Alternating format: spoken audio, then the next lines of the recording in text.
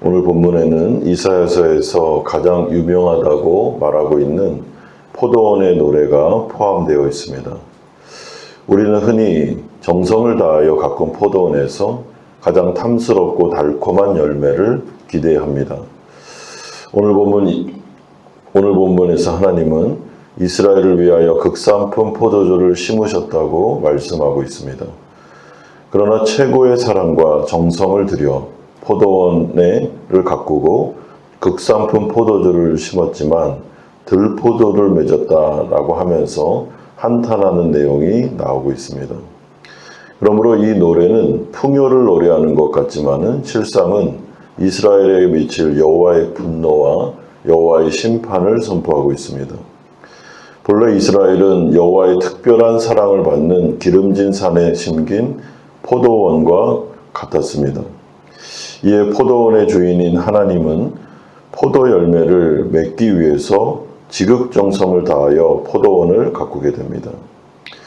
하지만 오늘 본문에 보시면 악취가 나는 포도뿐이다. 열매가 들포도만 맺었다라고 한탄하고 계십니다. 2절에 땅을 파서 돌을 제하고 극산품 포도나무를 심었도다. 그 중에 망대를 세웠고 또 그 안에 술틀을 팠도다.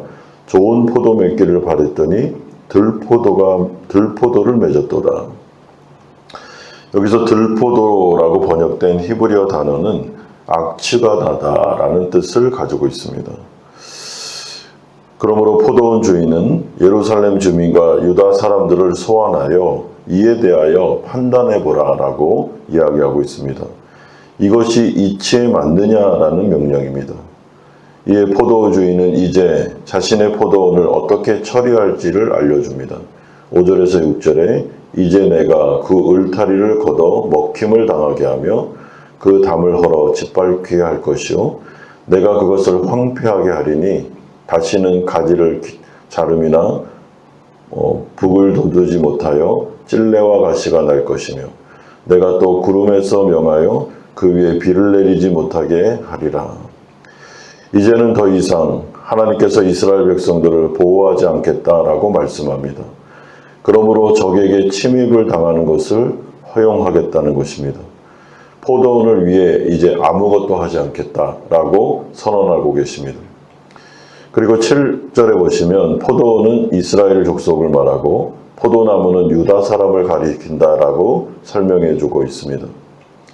그러므로 1절에서 7절은 포도원의 노래를 통하여 하나님의 탄식이 나오는데 내가 이런 상황에서 이스라엘 위하여 또한 유다를 위해서 뭘 더 이상 하겠느냐라는 이야기입니다. 그러므로 하나님은 이스라엘 백성들에게 사실은 성령의 9가지 열매, 하나님의 나라를 원하셨습니다. 따라서 오늘 우리에게도 동일합니다. 구원받은 이후에 성화되기를 바라시는 것입니다. 하나님 나라 백성다운 모습으로 성숙해지는 것, 건강한 예수님의 제자가 되는 것, 건강한 예수님의 제자들이 모여 교회를 이루어 빛과 소금의 역할을 감당하는 것, 이것이 바로 주님께서 우리를 구원하신 목적입니다. 그러므로 성화는 영적으로 성장하는 것은 선택사항이 아닙니다. 이거는 당연히 그렇게 해야 되는 것이죠. 또한 우리 안에 성령이 계실 때 우리가 말씀에 순종하면 자연스럽게 성령의 9가지 열매는 맺히게 됩니다. 그러므로 이들에게는 뭔가가 문제가 있었는데 성령의 9가지 열매가 맺히지 않는 이유는 이들이 구원을 못 받았든지 아니면 그 안에 성령을 의지하여 영적 성장을 이루지 못하고 있는 것은 아닌지를 돌아보는 것입니다. 여러분, 그러므로 이사야 선지자는 가옥의 가옥을 그리고 전토의 전토를 잇는 사건을 서술하면서 화를 선포하십니다. 8절에 가옥의 가옥을 이으며 전토의 전토를 더하여 빈틈이 없도록 하고 이 땅 가운데서 홀로 거주하려 하는 자들은 화 있을진저. 여러분, 이것은 가난한 자들을 몰아내고 자신의 집을 확장하는 행위를 뜻합니다. 이스라엘 백성들은 아수르의 침공을 받게 된 이후에 조공을 바쳐야 했는데 유다의 지도층들은 이로 인하여 조공으로 경제가 취약해진 가난한 사람들의 가옥과 전토를 약탈하고 자신들의 집을 늘리는 악행을 저질렀다라는 것입니다. 이런 자들에게는 하나님의 화가, 하나님의 분노가 있을 것이다 라고 선포하고 있습니다. 이처럼 탐욕을 부린 이스라엘의 지도층들, 그들의 집을 하나님은 빼앗을 것이고 이들의 가옥과 전토는 황폐하게 만들 것이다. 이것이 바로 하나님의 말씀을 무시했던 지도층들을 향한 하나님의 무서운 경고의 말씀입니다. 또한 국가 운영에는 관심도 없이 아침부터 저녁까지 술에 빠져 살았던 유다의 지도층에 대해서도 화를 선포하고 있습니다. 11절에 아침이 일찍 일어나 독주를 마시며 밤이 깊도록 포도주에 취하는 자들은 화 있을진저. 그들이 연회에는 수금과 비파와 소고와 피리와 포도주를 갖추었어도 여호와께서 행하시는 일에 관심을 두지 아니하며 그의 손으로 하신 일을 보지 않는도다. 이들은 하나님의 말씀 또한 하나님의 나라에는 관심이 없었습니다. 이들은 구원받은 이후에 모든 것을 향락을 위해서 자신들의 삶을 위해서 또한 이 세상의 안정을 위해서만 살았던 것입니다.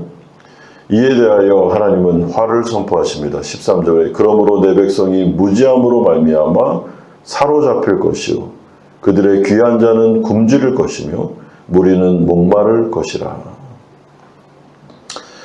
하나님 나라 백성들이 탐심의 노예가 되어 이 세상에 완전히 빠져 하나님의 나라와 그의 의에 대하여 아무런 관심을 두지 않고 인생을 살아갈 때 여러분 하나님은 그래도 가만히 계신 분이 아닙니다.